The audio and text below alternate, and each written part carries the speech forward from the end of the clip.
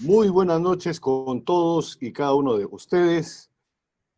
A nombre de nuestra institución, Sofía Escuela de Posgrado, damos la más cordial bienvenida al expositor de esta noche y nos estamos refiriendo a José Luis Gil Becerra. José Luis es licenciado en Administración y Ciencias Policiales con segunda especialidad en Estado Mayor, oficial de Estado Mayor. Ex oficial superior de nuestra Policía Nacional del Perú, oficial de Operaciones e Inteligencia, analista estratégico y táctico de las diversas formas de criminalidad organizada, oficial especializado en seguridad ciudadana y docente calificado en instituciones públicas y privadas. Ha ocupado el cargo de director general de inteligencia del Ministerio del Interior durante los años 2018 y 2019. Ha sido conferencista internacional ante la Comunidad Internacional de Inteligencia contra el Terrorismo Internacional con sede en Sochi, Rusia, en el año 2019, en el mes de octubre. También ha sido conferencista internacional de amenazas, evolución de la criminalidad y evolución de las herramientas de la lucha contra la criminalidad en Estados Unidos en septiembre del 2018. Consultor independiente sobre temas de seguridad estratégica. Cuenta con más de 30 años de experiencia en la formación, entrenamiento y supervisión de equipos especiales de operaciones de alto riesgo contra el terrorismo nacional e internacional, narcotráfico y crimen organizado. Los éxitos alcanzados han sido reconocidos públicamente por autoridades políticas e instituciones públicas y privadas. Es un verdadero honor para Sofía Escuela de Posgrado presentar a José Luis Becerra Gil, o Gil Becerra, perdón, quien nos expondrá visión estratégica de las amenazas a la seguridad de nuestro país. Adelante, Pepe, por favor. Buenas noches, Willy. Buenas noches, señores participantes. Es un honor para mí tener esta oportunidad de poderme dirigir a ustedes por este medio, en medio de las condiciones tan complejas que vive hoy el país respecto de el virus que nos está consumiendo de a pocos. Esperamos salir pronto de este terrible mal que estamos teniendo.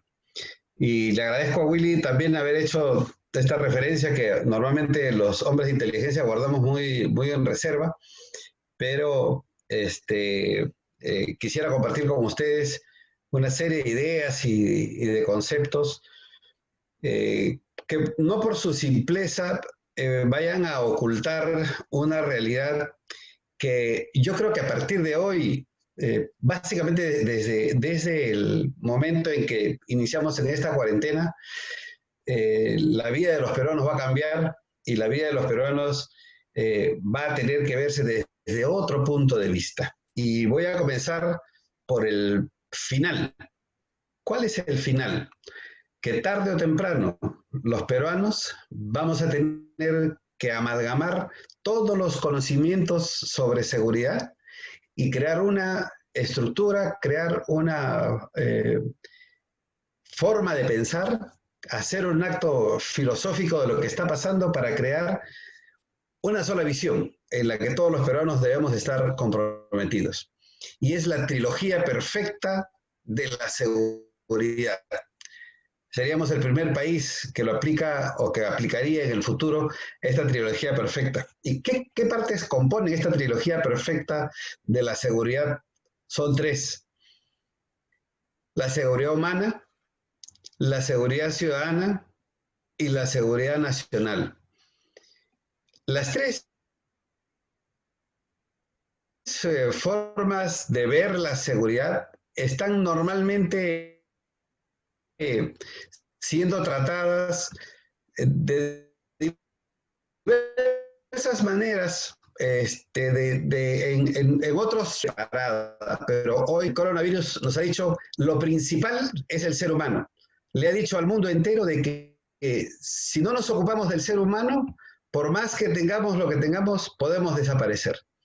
Por eso todos los países del mundo finalmente tendrán que realmente poner sus políticas mirando al ser humano, mirando la seguridad humana como inicio y como principio de las políticas de seguridad y las políticas públicas también, por qué no decirlo, en materia de seguridad para el futuro del país.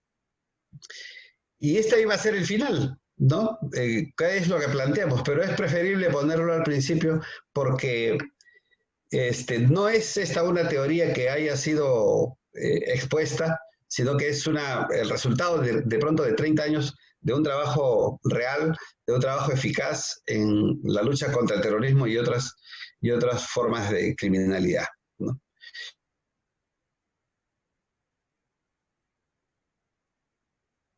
Lleno de riquezas, lleno de grandes potencialidades, lo que en los círculos militares se conocen como el potencial nacional, ¿no?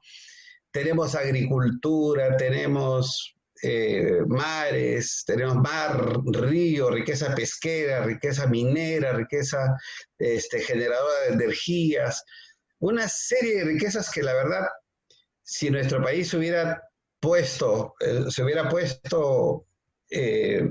como visión el desarrollo, si todos habláramos el mismo idioma, probablemente la situación fuera diferente hoy. Pero estas riquezas, esta potencial que tenemos en el país, se va desintegrando poco a poco con una serie de circunstancias que hoy vamos a pasar a explicar respecto de las amenazas. Así como las formas de seguridad que hacen esta trilogía perfecta de la que he venido hablando en los primeros minutos, han estado dispersas, también la visión sobre las amenazas al país se ven de esa forma, se ven de manera disgregada, se ven de manera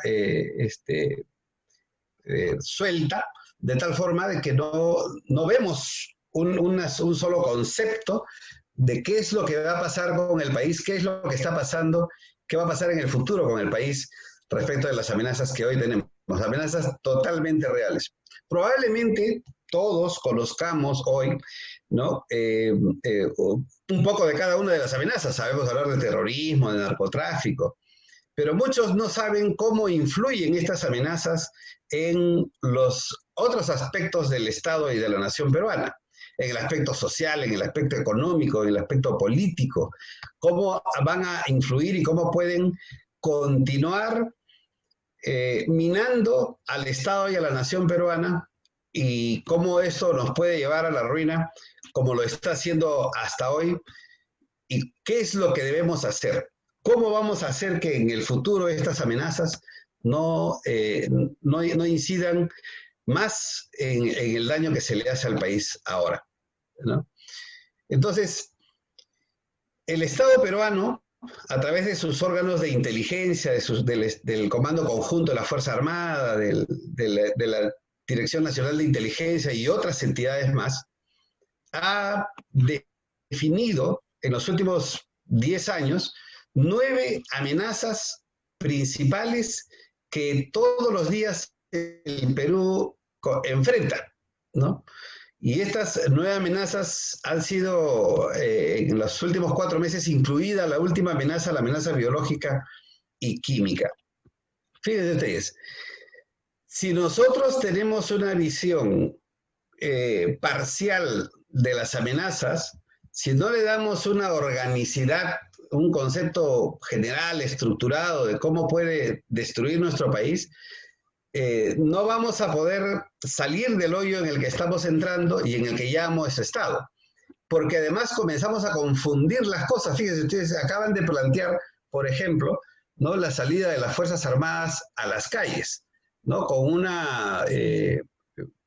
un sustento, entre comillas, en que así como las Fuerzas Armadas han salido el día 16 de marzo para hacer cumplir la cuarentena, ¿no?, y se bajó al 83% la criminalidad, pues eso puede continuar, hay que mantener así, sin haber tomado en consideración otros aspectos de la criminalidad, sin haber tomado el aspecto de la evolución de la criminalidad en los últimos 25, 30 años en diversos aspectos. Entonces, esta falta de haber tomado, esta falta de análisis más complejo de lo que es la criminalidad demuestra, ¿no es cierto?, que estamos viendo solo una de las 10, de las 9 amenazas que existen.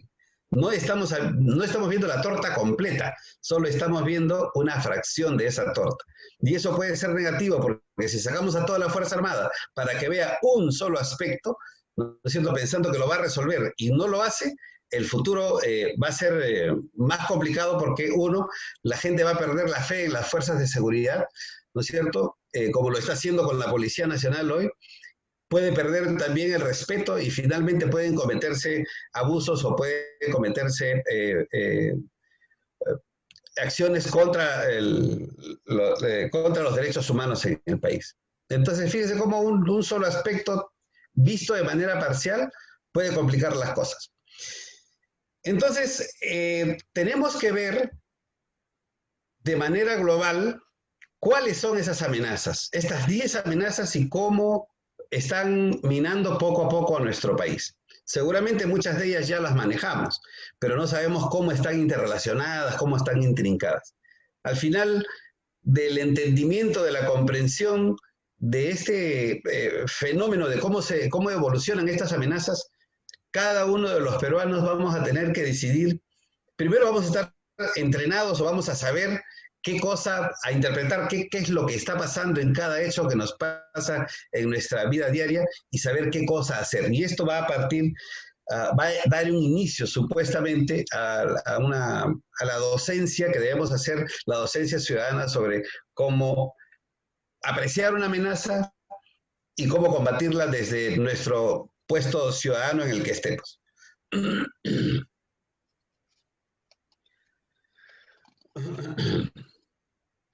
La primera amenaza, la amenaza número 1, es la amenaza del narcotráfico. Ya ustedes conocen cómo el narcotráfico ha evolucionado desde aquella visión que hemos tenido cuando los narcotraficantes ponen drogas en las plantillas de los zapatos hasta la construcción de submarinos, ¿no? Fíjense, ellos han construido en los últimos 10, 15 años submarinos para poder atravesar los mares y algunos ríos navegables para poder llevar la droga. Entonces, ¿cómo ellos han logrado desarrollar una serie de mecanismos para cumplir pues, con su objetivo de generar el tráfico de droga? Pero a su paso por donde va el narcotráfico genera violencia, porque genera donde haya lugares, donde haya prostitución, donde haya alcoholismo, donde haya una serie de circunstancias en las que se lumpeniza la zona, ¿no? Genera actos de violencia. Promueve además otro tipo de delitos, ¿no? Fíjese, cuando yo estuve en el año 2006, 2007 y 2008 en la frontera peruano-colombiana, en el río Putumayo, he paseado o he caminado o he recorrido 1.400 kilómetros de frontera natural. Y cómo el narcotráfico promovido por las FARC en el lado peruano, o sea, la presión que habían hecho las Fuerzas Armadas de Colombia en la selva colombiana, había empujado a los narcotraficantes a pasarse al lado peruano, a amenazar a los peruanos para que hagan sembrado de hoja de coca y obligarlos a cuidar, a raspar, ¿no es cierto? Y a hacer pozas de maceración. Estoy hablando del 2006, 2007. Imagínense, ha pasado ya cuántos años y el narcotráfico en esa zona ha crecido exponencialmente. Pero no solamente generaba este movimiento extraño en las chacras o en las partes rurales donde nuestros indígenas estaban haciendo su tarea agrícola, sino que además habían introducido la cantidad de dólares, la economía estaba dolarizada, ¿no es cierto? Habían además llevado ya el sicariato, habían desaparecido muchos peruanos que habían cruzado en un tiempo a hacer el raspado de hoja de coca al lado de Colombia. Entonces, no solamente es el narcotráfico como tal para producir la materia prima, para desarrollarla y poderla transportar, sino que además adicionalmente había tráfico de armas, había tráfico de personas, habían homicidios, había sicariato. Quiere decir que los efectos colaterales, lo que promovía el narcotráfico, lo que promueve el narcotráfico es eso. ¿Genera redes de corrupción? Por supuesto, porque el narcotráfico ha evolucionado de tal forma que hoy podemos decir, como decía un comentarista hace algún tiempo, que habían pruebas, ¿no es cierto?, que tendría pruebas de que habrían hasta más de 8 o 10 congresistas vinculados al narcotráfico. Alcanzar el poder político para el narcotráfico es importante, porque eso les va a permitir una serie de ventajas en el campo político, en el campo económico, y eso es muy riesgoso para el Perú. Entonces, esta es una de las amenazas, la primera amenaza, una amenaza que nos tiene que preocupar. ¿Y qué es lo que se está haciendo? ¿Se está luchando correctamente con el narcotráfico? ¿Se está haciendo correctamente la erradicación? ¿Hay política de erradicación, de cambio de alternativa de cultivo? O sea, nos desarrolla toda una problemática que nosotros tenemos que estar atentos a ese desarrollo, ¿no? Esta es la primera amenaza, la amenaza principal, que es el narcotráfico. En segundo lugar, tenemos la segunda amenaza, que se llama la conflictividad social, ¿no? Existen aproximadamente 180 conflictos sociales latentes que ha estado monitoreando la Defensoría del Pueblo, ¿no?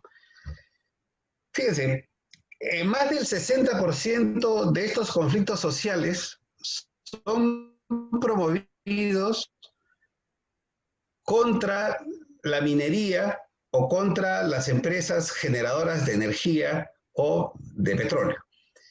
Pueden tener razones o no. Sin embargo, la conflictividad social ha demostrado una cosa fundamental.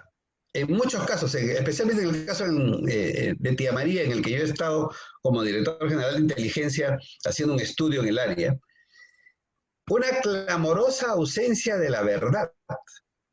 Nadie tiene la verdad. No la tiene o sea, los actores que están en la zona no tienen el concepto de la verdad. ¿La mina contamina o no contamina? ¿La mina daña o no daña al país? Y entonces, los actores que son el Estado, la empresa, la sociedad civil y los opositores, y el Estado, por supuesto, en sus tres niveles de gobierno, que son el gobierno nacional, los gobiernos regionales y los gobiernos locales, a ese Estado me refiero, ninguno tiene la verdad. Fíjense que como Estado no nos hemos podido poner de acuerdo, ni el Estado nacional, ni los gobiernos regionales, ni los gobiernos locales, en las zonas, por lo menos, donde hay conflictividad por causas de la minería. No estamos hablando solamente de un tipo de conflictividad social. No tiene la verdad tampoco la empresa, porque la empresa dice que no contamina, pero son sus estudios los que no convencen ni al Estado ni a la población. No la tiene la verdad tampoco la sociedad civil, porque la sociedad civil o no se preocupa, o no le interesa, o no está en capacidad de unirse para tener un solo concepto respecto y una sola posición respecto de la minería en sus lugares.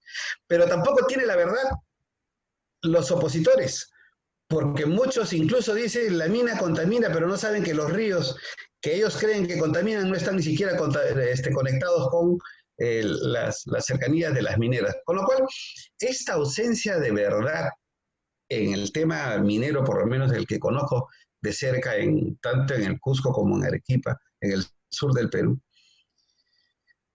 hace que no se generen condiciones para el diálogo. Y si no hay condiciones para el diálogo, no se generan espacios de diálogo. Y si no hay espacios de diálogo, entonces habrán mesas de diálogo. Entonces, ¿este problema va a seguir latente? Sí, va a seguir latente a nivel nacional. Ya hemos visto, por ejemplo, que ayer en temas energéticos en Huancavelica, ¿no es cierto?, los comuneros han secuestrado a los ingenieros que iban a arreglar unas torres de telefonía, etcétera, ¿no? Y los tienen secuestrados, ¿no? No sé, todavía no me he enterado si ya los han soltado o no. ¿Qué han dicho en Tía María ya los comuneros? Han dicho que la mina igual no va, sea como sea, si nos moramos de hambre tampoco va. Entonces el problema continúa. Y entonces la conflictividad social es una amenaza para el país, más que para el Estado, es para la nación, para el Estado y la nación peruana. Afecta a la producción nacional, por supuesto, ¿no? Se pueden apreciar organizaciones radicales que promueven este tipo de violencia. Hay gente interesada económicamente y un aspecto pequeño, aparentemente pequeño, pero que también es importante analizar. ¿Hay motivación ideológica y política? Sí, sí la hay. Pero también hay un grupo de personas que esparcen un espíritu extorsivo permanente. Fíjese, yo estuve en Calcas el año pasado, porque en Calcas es una zona que no tiene nada que ver ya con la población, con la zona directa, del acceso directo a la población. Es una pendiente, había un espacio y un proyecto maravilloso para poner un teleférico, ya aprobado por la municipalidad, por la sociedad civil, aprobado por la comunidad, ya con los terrenos vendidos. Y llegaron estos abogados que habían estado operando en el Cusco y operando en Arequipa, llegaron a Calcas, y finalmente pusieron a la población en contra de este proyecto, que era un proyecto absolutamente beneficioso, que no genera y no compromete energía, por el contrario, generaba energía, ¿no? Entonces, fíjense ustedes cómo este espíritu extorsivo se ha estado yendo por diversas partes, por diversos proyectos, y esto no va a parar, por supuesto, ¿no? Y esto es por razones económicas. Hay varias razones, sí, razones ideológicas, razones políticas, razones económicas, y esta gente que se aprovecha de la conflictividad social, pues, para sus propios fines. La tercera amenaza es la criminalidad. Acá sí es bien, hay que ser muy precisos, ¿no? Cuando yo decía al principio, ¿no?, que pretendían sacar a las Fuerzas Armadas a las calles para luchar contra la criminalidad, fíjense, estaban hablando solo de una amenaza, de 10, que es la delincuencia común, ¿no es cierto? Y aquí hay que reconocer y hacer un mea culpa, y además una autocrítica profunda en la Policía Nacional, ¿no es cierto? Porque la falta de una estrategia eficaz contra la criminalidad, las luchas internas es lo que ha llevado finalmente a que los niveles de criminalidad hayan desarrollado en los últimos 30 años. Este no es un problema de este gobierno, ni del gobierno anterior, ni del anterior. Este es un proceso en el que la criminalidad ha ido evolucionando. ¿Quién ha evolucionado? El criminal, sus métodos, su violencia, sus formas de organizarse, sus relaciones. Todo eso ha ido evolucionando. Así que cuando algún ministro, como el ministro Asombrío, por ejemplo, que sacó su muro de los más buscados en el país, como que si ese iba a ser el adalid, como si ese iba a ser el punto de quiebre para el retroceso de la criminalidad, realmente o no sabía lo que decía, ¿no?, o nos estaba engañando a todos. ¿Por qué? Porque no se puede acabar la criminalidad capturando a los requisitoriados. Porque la criminalidad es un desarrollo, es una evolución, que ha evolucionado en el tiempo, las personas, las organizaciones, las formas, los métodos, las características, hasta la intensidad. Antes le metían un puntazo y ya era un crimen terrible. Hoy no. Hoy te pueden meter 20 tiros en el cuerpo. Hoy lo pueden decapitar.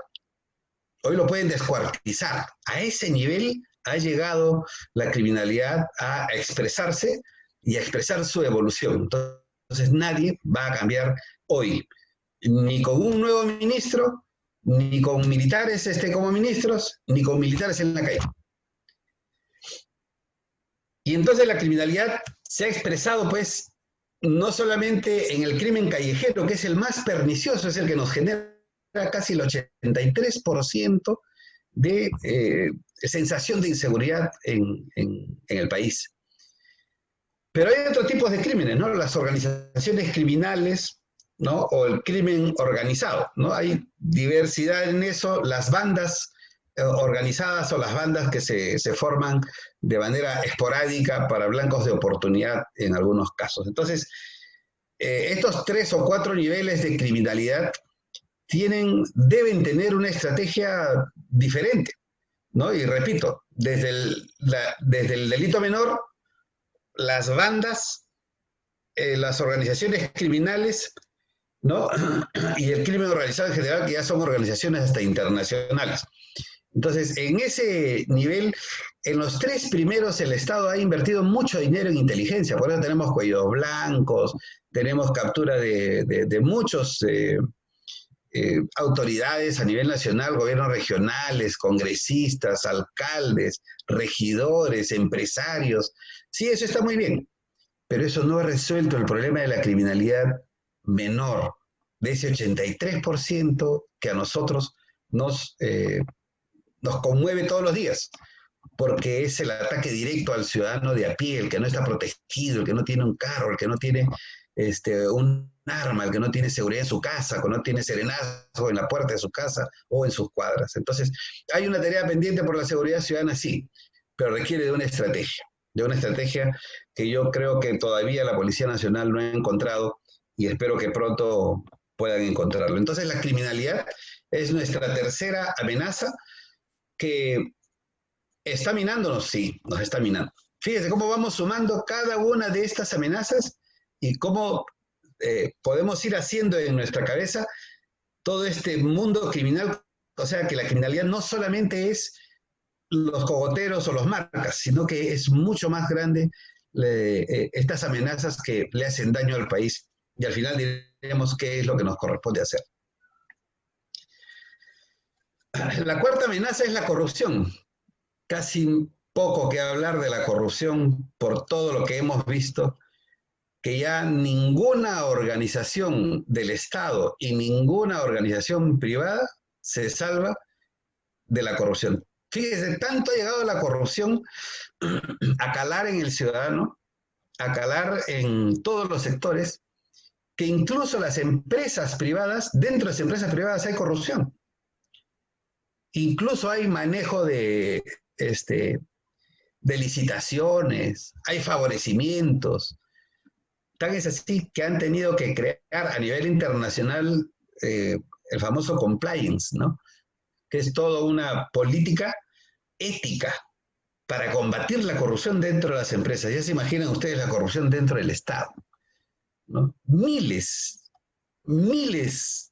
de funcionarios públicos, funcionarios del Estado, mordisqueando como pirañas parte del erario nacional. Y un grupo llevándose millones en los bolsillos, esos millones que hoy nos hacen falta para mascarillas, para oxígeno, ¿verdad? Entonces sí, la corrupción nos corroe, nos ha metido la mano al bolsillo y nos ha arrancado el corazón.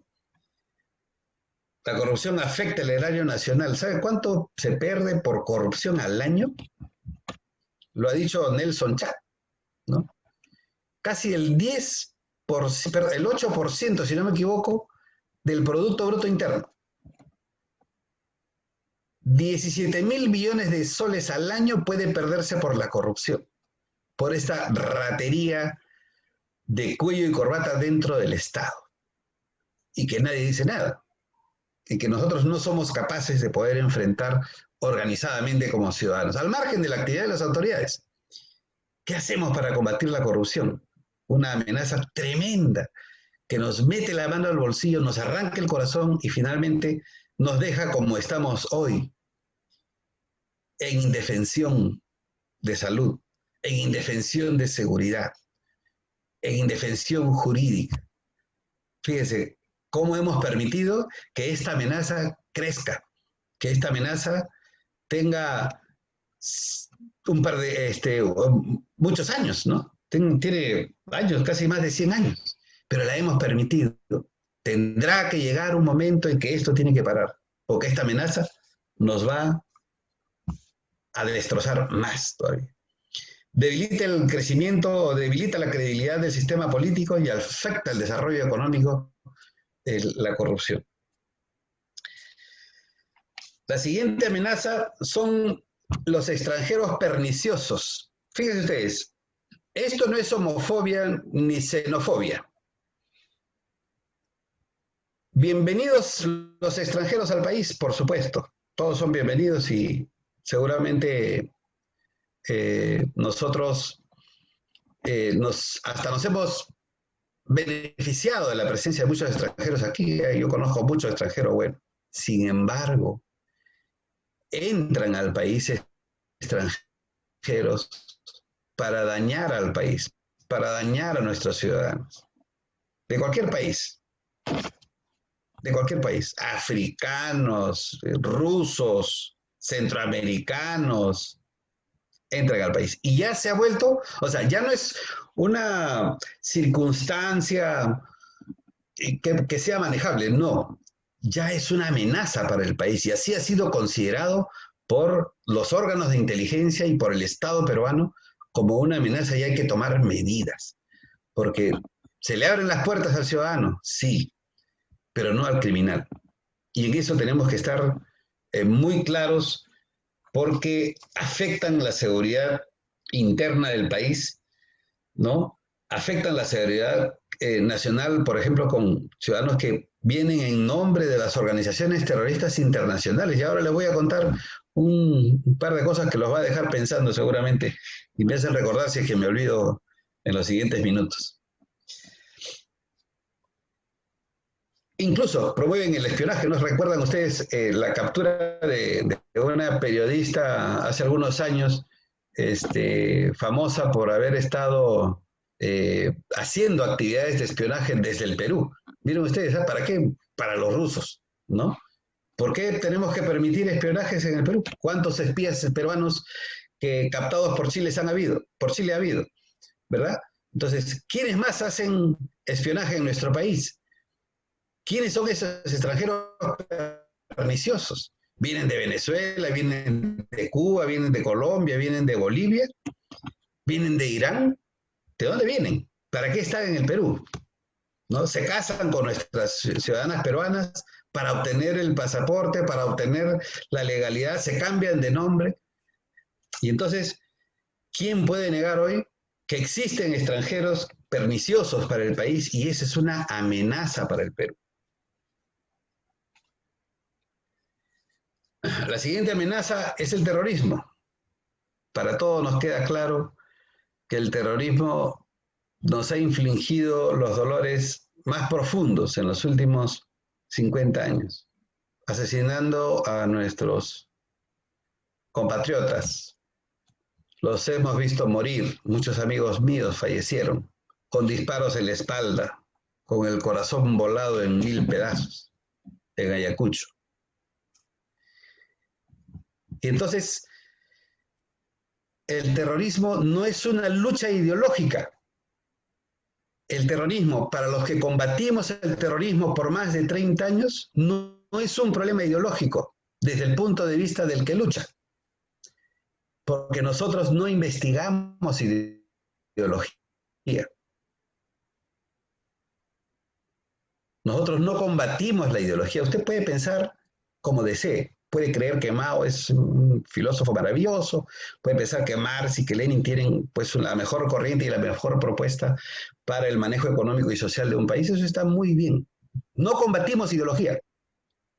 Lo que combatimos es el crimen. Lo que combatimos es el terrorismo utilizado para imponer sus ideas. Si yo no quiero tener una sociedad socialista o comunista,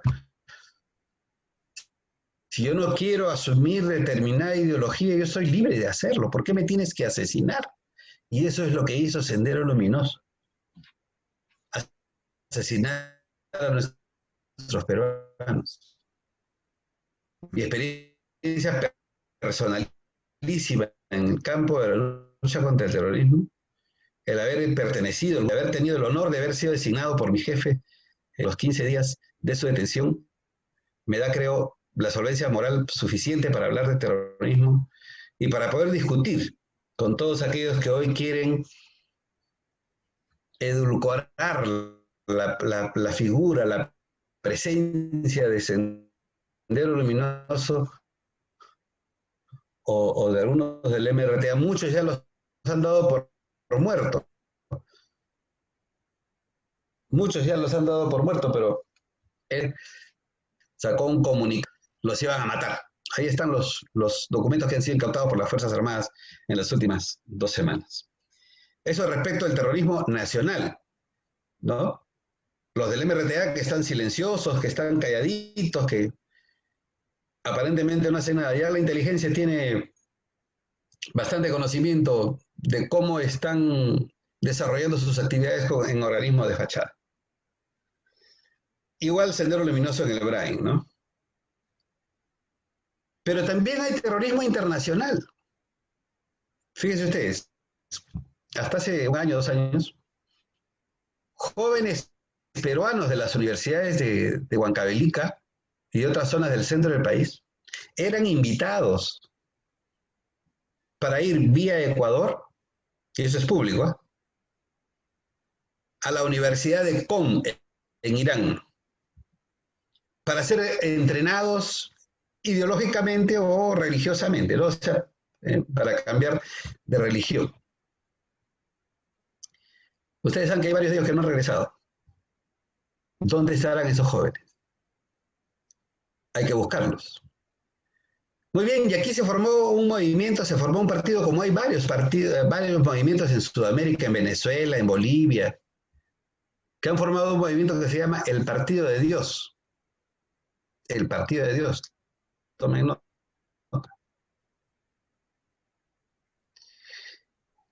La traducción del árabe al el Partido de Dios es Hezbollah.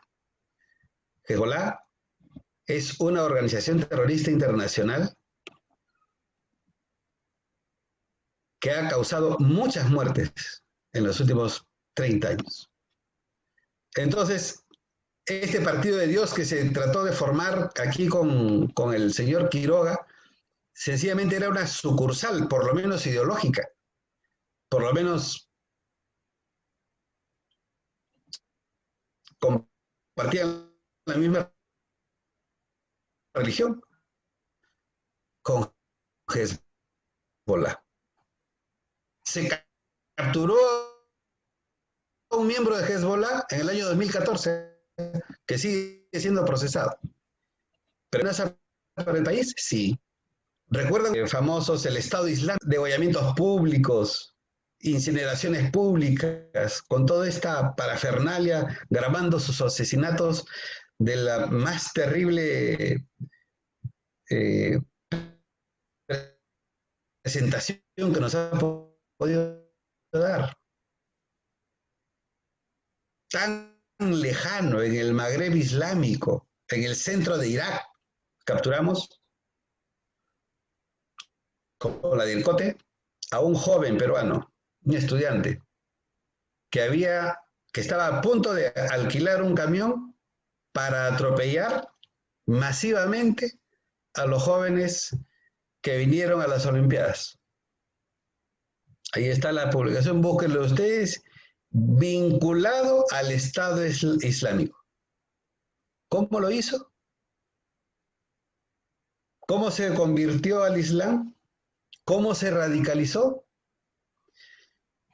Entonces, para nosotros no existe ninguna duda que el terrorismo internacional es una amenaza para el Perú. ¿Cuántos de nuestros niños y de nuestros jóvenes están siendo en este momento convencidos, convertidos al Islam? No sabemos. ¿Quién lleva ese control? ¿Nuestros padres? ¿Los padres en el Perú? ¿Los papás? Tremendo problema, el terrorismo nacional y el terrorismo internacional. Una amenaza más. La siguiente amenaza es la destrucción del medio ambiente. La minería ilegal. La tala ilegal. ¿Cómo tenemos una capacidad increíble de dispararnos a los pies haciendo y permitiendo a través de las mafias, a través de la amenaza de la corrupción, de que nuestros recursos naturales sean exacados, que nuestros recursos naturales sean llevados a otros países? ¿Cómo es posible que permitamos eso? ¿Y qué genera la destrucción del medio ambiente? Genera pues, actos de corrupción, genera más delincuencia, genera sicariatos, genera, al igual que la minería y que el narcotráfico, genera también drogadicción, trata de personas. Mire usted, la trata de personas.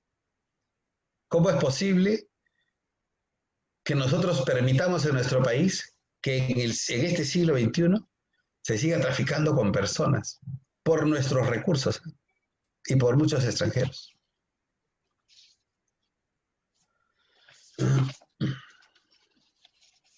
La amenaza a la seguridad digital.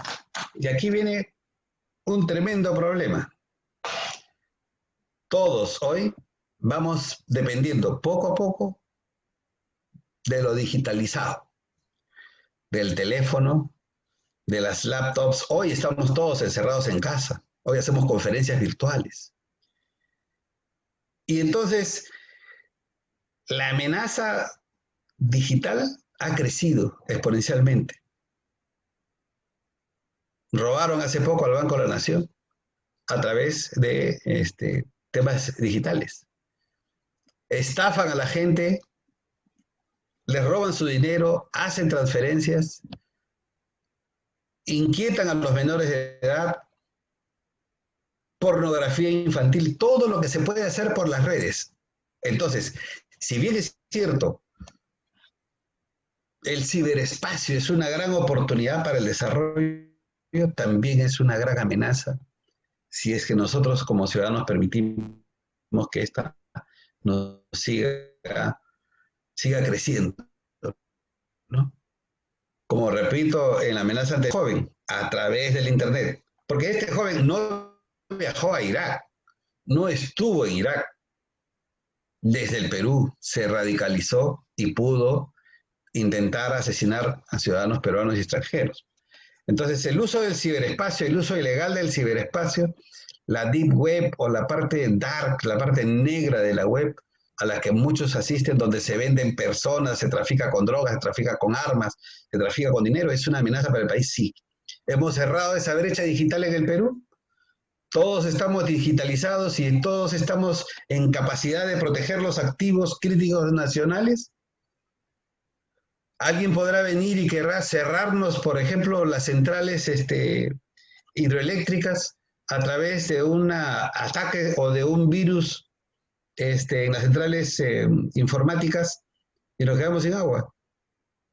¿Cómo evitamos, cómo hacemos que el ciberespacio no sea atacado, que no se convierta, que no se agudice como amenaza para los peruanos? Entonces, debemos considerarla como una amenaza. Así saquemos 1 millón de militares a la calle. La amenaza del ciberespacio nos puede destruir como país. Por eso no es cuestión de sacar militares a la calle por sacar, es cuestión de organizarse. Ciberespionaje, cibersabotaje, cibercriminalidad, todas las formas habidas y por haber desde el ciberespacio que dañan a nuestros hogares. No tenemos que ir a la calle para estar inseguros, ¿eh? En nuestros hogares estamos inseguros. ¿Por dónde? Por el teléfono, ¿verdad? Por el celular. ¿Por dónde? Por el Internet. El ciberespacio es la seguridad del ciberespacio, la falta de seguridad del ciberespacio es una amenaza para el país también. El debilitamiento del Estado democrático.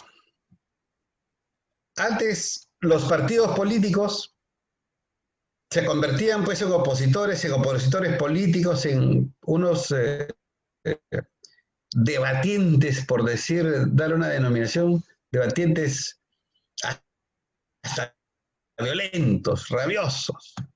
Y eso finalmente se podía reflejar pues, en el Congreso, en las cuitas políticas, ¿no? Pero hoy ya el debilitamiento democrático, el debilitamiento de la democracia en el Perú, lo hacen organizaciones, algunas que también son políticas, que han decidido que la violencia es el mejor método para debilitar el Estado y poder tomar el control del poder. Ahí vienen los grupos antisistemas. No son ni marxistas ni leninistas. Tienen otras ideologías. Otras, más que ideologías, no le llamo ideologías, otras ideas. Otro conjunto de ideas al cual le han llamado ideologías. Como el etnocacerismo, por ejemplo, ¿no?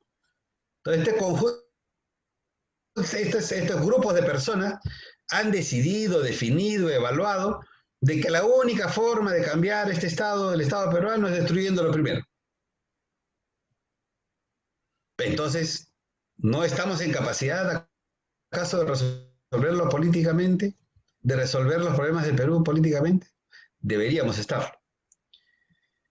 Y estos grupos radicales se han dado cuenta dónde están las fallas de un Estado elefantiásico como el Estado peruano. Y saben dónde están sus debilidades. Y saben dónde están los espacios que los partidos políticos han dejado a los demás. No es que Sendero nos ha ganado o nos ha querido ganar. No es que los antisistemas nos traten de ganar. Decía un autor, no estoy seguro si fue Napoleón o Simón Bolívar, voy a verificarlo, pero decía que una revuelta triunfa por la haraganería de los que deben combatirla, ¿verdad? Porque no hemos hecho lo que teníamos que hacer para combatir, para lograr cubrir todos esos espacios que hemos dejado. Los políticos en el Perú le dejaron el espacio a Sendero Luminoso para que su discurso de muerte impere en las universidades. Antes las universidades, recuerdan ustedes, eran centros de debate político, de la que salieron muchos políticos de muy buena calidad de nuestras aulas universitarias. Pero la política renunció a estos espacios de debate y lamentablemente le cedió el espacio a las organizaciones terroristas.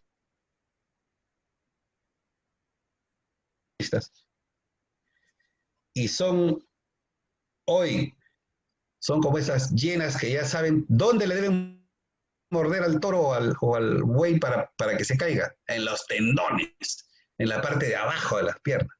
Ya saben dónde deben morder. Y eso es lo que tratan de hacer, apoderarse de la parte energética del Perú, de lo que vive el país, sin ir a una contienda política, ¿no?, que nos permita a todos los peruanos ponernos de acuerdo. Los grupos antisistema, entonces, los que quieren debilitar el Estado democrático, el debilitamiento del Estado democrático es una amenaza para el país también. Y la última, la décima, la amenaza biológica y química que acaba de estrenarse en nuestro país en el presente año. ¿Cómo ha quedado demostrado que todos los países, la mayor parte de países que hemos sido atacados por el virus, no estuvimos preparados? Los más poderosos, los estados más grandes, los ejércitos más imponentes, no han podido con un microscópico enemigo que se llama COVID-19.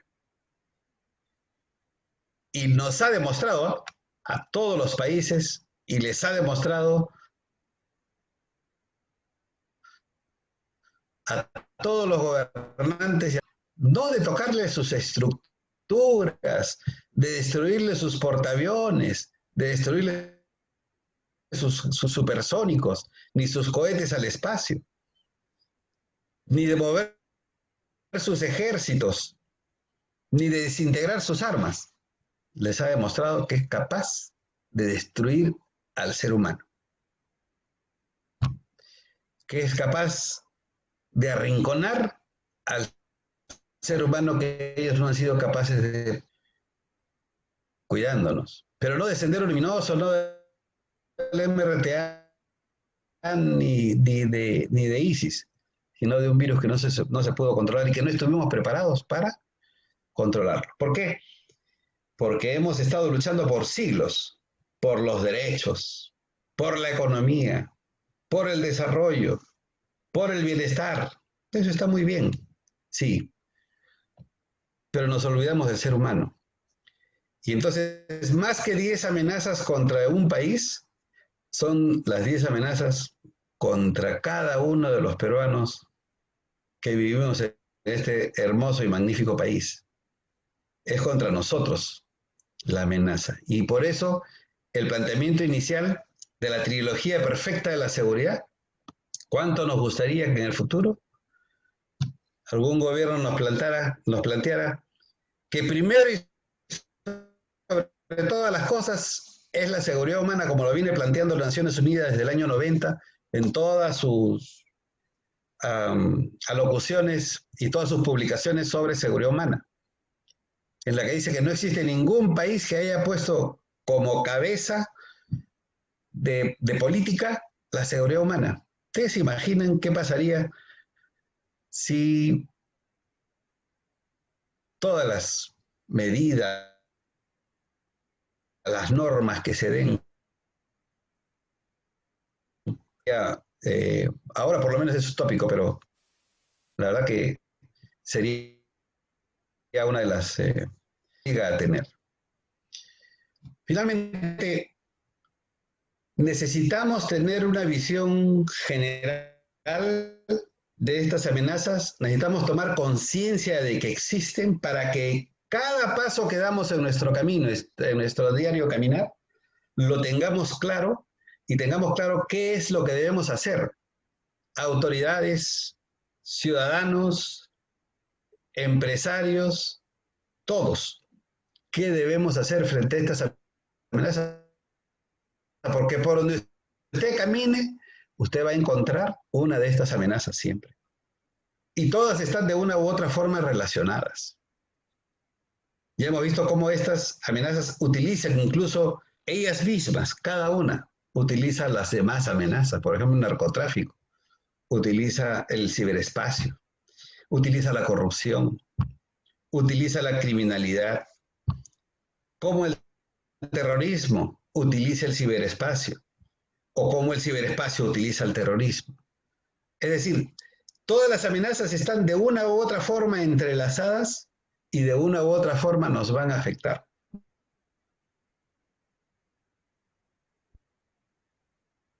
Que es una sola, ¿cierto? La del robo mayor. Sino que todas estas amenazas nosotros como ciudadanos debemos tenerlas como un conjunto, como una sola forma de verlas, y luego viene la segunda parte, pues en el futuro, qué hacer contra ellas, ¿no? No sé si está Willy presente por ahí, y si hubiera algunas preguntas. Acá me tienes. Bueno, gracias, una magnífica exposición, indudablemente, y si hubiera alguna inquietud, bueno, estoy viendo algunas personalidades, por ejemplo, está Francisco Seminario, que lo he visto atentísimo esta noche. Sí. Bueno, ha levantado la mano Hubert Lucas. Hay una opción en la plataforma de levantar la mano, ¿ya? Bueno, para que se mantenga el orden, hay que levantar la mano y se les concede el uso de la palabra. Adelante, Hubert Lucas. Sí, buenas noches. Interesante su exposición sobre el terrorismo, los temas de la actualidad, señor José Gil. Lo que le quería preguntar, ¿qué opinión tiene también respecto al terrorismo de Estado, ¿no? Claro, porque usted ha analizado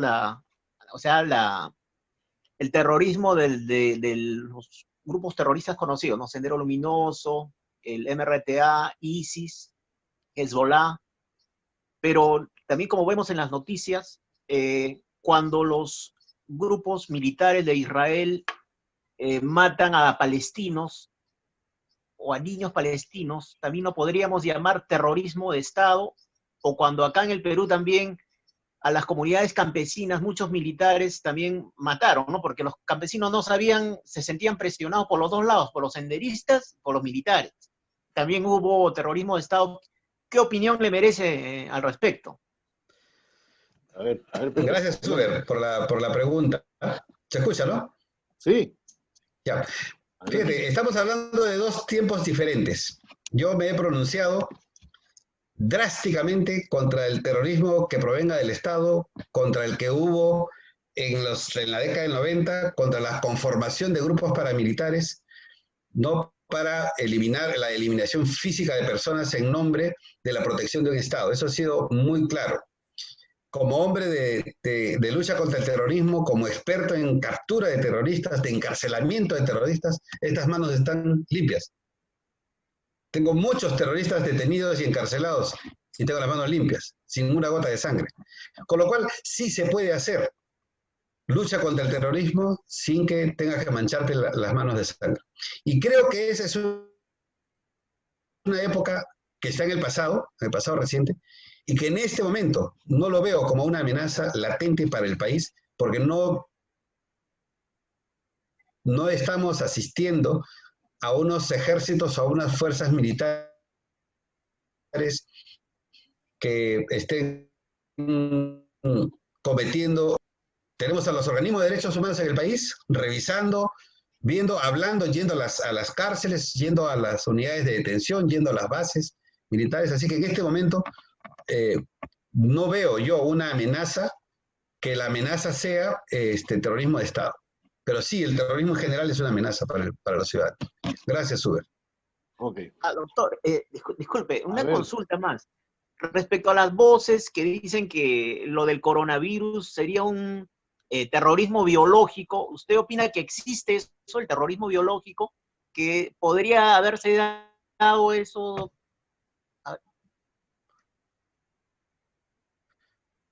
Mire, las teorías conspirativas, hay una teoría que viene de China, otra que la hizo Mark Zuckerberg, otra que la hizo el dueño de... Y como analista de inteligencia, como investigador, tengo que basarme en los hechos, en las pruebas, en las evidencias. No tengo evidencias de una teoría conspirativa, la única evidencia que tenemos hoy es que han muerto más de 6.000 peruanos ya. Así es.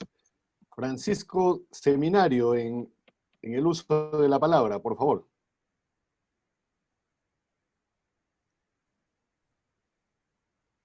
Adelante, Francisco.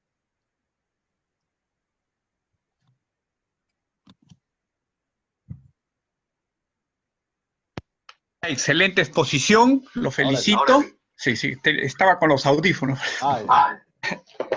Lo felicito, en realidad muy clara y ha tratado temas digamos así, de actualidad.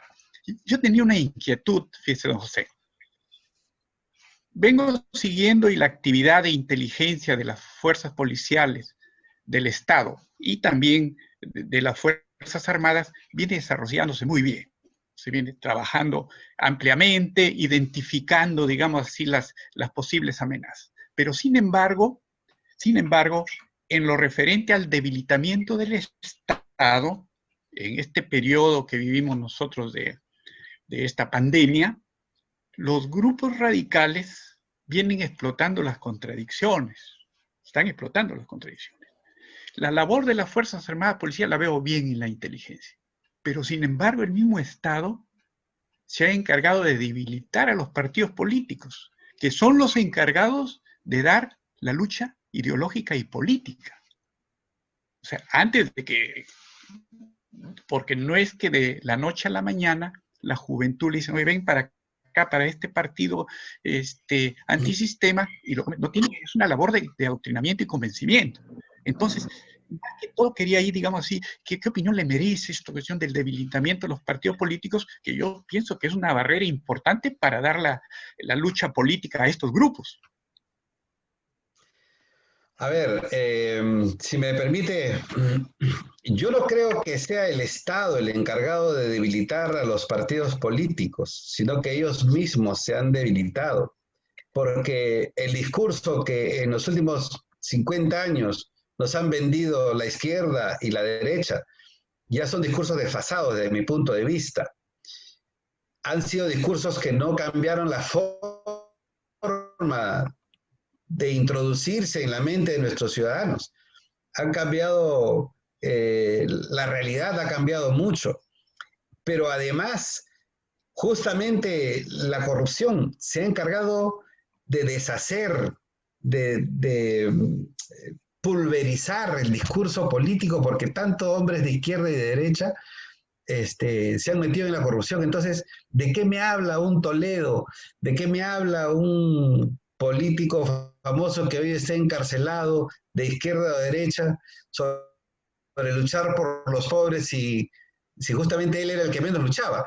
Entonces, esta incongruencia, este choque que ha habido entre la realidad y el discurso, a los jóvenes no les interesa, por supuesto. Y por lo tanto, son ellos mismos los que se han ido achicando, contrayendo y dejando los espacios. Yo no creo que ningún Estado, salvo en la época de Fujimori, pues, ¿no? Que en los últimos años que tenemos de democracia, haya habido, digamos, una política de Estado para debilitar a los partidos. Por lo contrario, mire cuántos partidos han proliferado. Cuánto entusiasmo en la democracia hay, cuántos candidatos presidenciales y congresales. Hasta yo he sido candidato a Congreso. Así que... No, no tienes la culpa, pregunta. no tienes la culpa. Luis Martín Espino, en el uso de la palabra. Adelante, Luis Martín.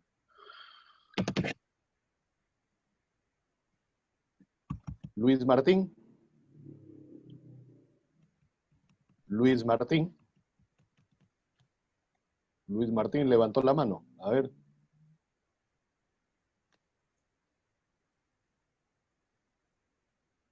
Bueno. Lamentablemente se perdió la última pregunta. Bueno, yo la voy a hacer. Gracias. Se ve en el Estado peruano, a ver, creo que nos está escribiendo por el chat. Desearía saber, dice, si existen cárteles de narcotráfico en el Perú. ¿Se ha logrado identificar algún cártel así como tal en el Perú? Sí, existen diversos cárteles, incluso la guerra de cárteles en México, que hoy cuesta miles de vidas en México, se refleja en el Perú en esta lucha por el control también. Hay varios homicidios, hay varias vendetas que han habido en el país que son parte de esa lucha del narcotráfico en México, ¿no? Las capturas que viene haciendo la DINANDRO, que ha hecho hasta en los últimos años, demuestran la presencia de muchos mexicanos que son del cártel de México y de otros cárteles también, ¿no? Y aquí me quiero detener un minutito, un segundo, porque lo que se viene en el tema del narcotráfico es tremendo. Usted sabe que el precio está embalsado, usted sabe que la mercadería está embalsada, que no hay mano de obra, que muchos grandes, entre comillas grandes, por supuesto, narcotraficantes y cárteles tienen su mercadería guardada, están perdiendo espacios geográficos de venta. Entonces, cuando esto se abra, la lucha por el poder, por el control y obviamente, por ganar el espacio del otro, va a ser muy complicada, muy difícil. Entonces sí, le confirmo al amigo que nos ha escrito de que hay cárteles de narcotráfico aquí en el Perú, hay capturados también además. Muy bien. ¿Qué es lo que viene pasando con nuestros jóvenes, sobre todo en las universidades? Bueno, estamos hablando de aquellos jóvenes que no han vivido lo que nosotros vivimos. Ataques terroristas, los coches bombas, las torres, edificios caídos y miles de muertes en una guerra no convencional. Porque una guerra convencional yo tengo plenamente identificado al enemigo, ¿no? Acá no. Acá el enemigo puede estar en medio de nosotros o con nosotros. Y en las universidades, así como ha ido evolucionando el crimen, y ahora se habla del cibercrimen, hoy hay este movimiento en redes también acerca de una suerte de reivindicación a los movimientos ideológicos que desencadenaron el terrorismo, porque hay que llamarlo como tal, terrorismo. Acá no ha habido violencia política ni guerra interna, no, ha habido terrorismo. Totalmente claro. Y el terrorismo está penado, es un delito, ¿no? Ok, así como la apología al terrorismo. Que no nos vengan a dorar la píldora, ¿no? Entonces, ¿qué es lo que deben hacer las universidades puntualmente acerca de esta penetración que ya se dio, sobre todo en las universidades públicas? Y ahora se habla del Movadef y hay otros brazos más que dependen de Sendero Luminoso, el MRTA. No estoy seguro, pero de que Sendero continúa en su afán, obviamente ha mutado, ¿no? Y la estrategia ahora es otra, acorde con los tiempos. Pero ¿qué se debe hacer en la universidad peruana para desterrar este mal o este cáncer que es el terrorismo? Por más que se le maquille, sigue siendo terrorismo. Gracias por la pregunta, Willy. Fíjate, daba una conferencia en la Universidad de Lima a un grupo de estudiantes de comunicaciones y sentía yo en ellos, en estos estudiantes, una culpa escondida. Y además se planteaba, y discúlpame que discrepe contigo ahora, se planteaba por qué esta juventud no tiene conciencia de lo que ha pasado en el terrorismo. ¿Por qué a estos jóvenes no les interesa? Yo he hecho una reflexión profunda de esto y ¿sabes qué? Todos somos culpables. Nosotros, nuestras generaciones. ¿Por qué? Porque no supimos decirles a los jóvenes lo que había pasado. Porque preferimos guardar silencio. Preferimos seguramente abocarnos al desarrollo, abocarnos a salir de la crisis y nos olvidamos de que estos niños crecen y quisimos olvidar el pasado terrorista y por eso no se los comentábamos, para no generarles... Escarbar y no decirles nada. Entonces, parte de esta actitud de los jóvenes, oye, su falta de conocimiento, pero nosotros somos los responsables. Los padres de familia, los maestros, que no supimos decir exactamente lo que había pasado. Y también una falta de conocimiento de conocimiento de las propias universidades, porque ¿qué hubiera hecho yo, por ejemplo? Yo hubiera impuesto en cada una de las universidades públicas y privadas críticas al materialismo dialéctico, como un curso más. ¿Por qué? Porque les estaban dando materialismo dialéctico, sí, pero también hay un curso de críticas al materialismo dialéctico. ¿Por qué? Porque la balanza la estaba inclinando a alguien. Y en una balanza teníamos una paloma de la paz nosotros, y en la otra balanza estaba el cartucho de dinamita, señor, y hemos permitido que eso pase. Y entonces es necesario reflexionar qué vamos a hacer ahora. Por eso hagamos campaña. Esta es una forma. Yo le ofrezco a ustedes hablar de Sendero Luminoso el tiempo que quieran. Tengo 30 años de docente con hechos reales, concretos, por haber vivido esta época. Contarles qué están haciendo ahora, qué significa cada una de las cosas que están haciendo. Perdón. Y que nos preparemos, porque lo que están haciendo lo vienen haciendo hace muchos años. Y lo voy a contar rápidamente si tengo un minuto de tiempo. Sí, adelante. De 1964 a 1979 se inició la primera reconstitución de Sendero Luminoso del Partido Comunista de Perú.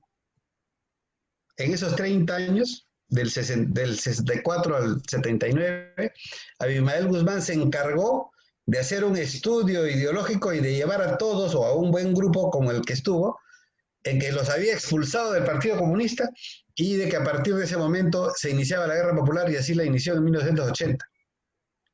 Después de la caída de Guzmán, ellos han iniciado en el año 2000 la segunda reconstitución. La primera ya fue entre el 64 y el 79. Y la segunda ha comenzado en el 2000 hasta hoy. Estamos en ese proceso, fíjese. Estamos en proceso de la segunda reconstitución. Características de la primera reconstitución, entre el 64 y el 79. Organismos generados. Manejo de jóvenes, manejo de estudiantes, manejo... Igualito lo que está pasando, que lo que pasó hace 3 décadas, lo mismo están haciendo ahora. Usted recuerda en la década del 60, del 70, a grupos de estudiantes de media, de quinto año de media, ¿no? Ya, lo mismo acaban de repetirlo, y lo han estado promoviendo con estos alumnos que el año pasado se metieron al Metropolitano. ¿Promovido por quién? Por Sendero. Porque están repitiendo exactamente la misma plantilla. Y usted me dirá, sí, bueno, eso es lo que usted puede decir, pero ¿cómo lo demuestra? Tengo documentos para ponérselo en pantalla y demostrarle qué está haciendo Sendero Luminoso. Son sus documentos que les hemos incautado, que ya son públicos además. Son públicos. Entonces, no tanto culpar a nuestros jóvenes, sino comprenderlos y hacer una autocrítica de que no les dimos y no les enseñamos, pero ahora es el tiempo, ahora es el momento. Ahora que esta pandemia nos ha enseñado a estar en casa, nos está dando la oportunidad de conocer todas las amenazas, hay que hablar de terrorismo, hay que hablar con honestidad de terrorismo, sin apasionamiento, sin un juzgamiento a la ideología. Lo que se juzga aquí es el crimen, es el delito. Eso es. Muy bien. Y una última reflexión. La prensa, ya sea escrita, radial o televisiva, también tiene un rol preponderante, estimo yo, ¿no? Sin embargo,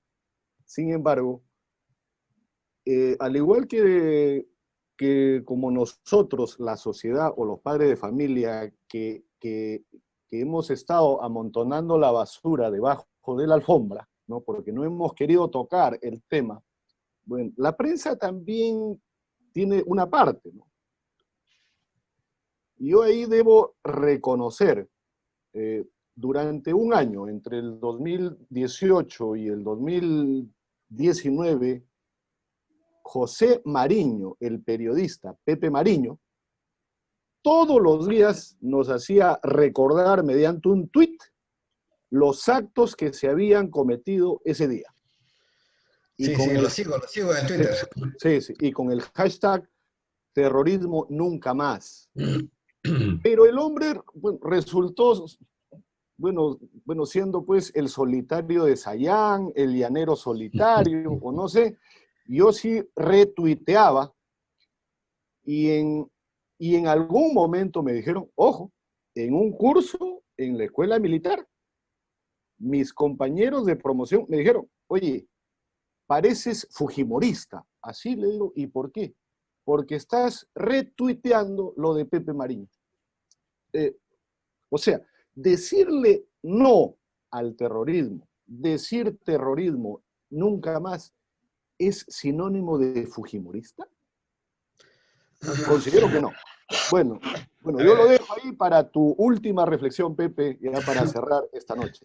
Ok, muchas gracias, Willy. Fíjate, yo creo que hay que insistir en retuitearlo y obviamente si ustedes, algunos nos seguimos en el Twitter, entenderán de que yo por ninguna razón soy fujimorista, ni aprista, ni exopopulista, ni pepecista. Entonces, mi posición es bien clara. Yo soy una persona con otra perspectiva de las cosas. Y creo que la prensa hizo una buena labor. Nosotros trabajamos mucho con la prensa en aquellas épocas, y no porque sea una prensa de uno u otro partido, sino porque sabían, entendían que la misión, que la lucha contra el Sendero necesitaba de un involucramiento de la prensa en el tema del terrorismo. Pero hoy no lo estamos viviendo. Me hacen recordar hoy cómo la prensa se involucra, casi se inmola en las calles contra el COVID, enfrentándola todos los días, para mi concepto, innecesariamente.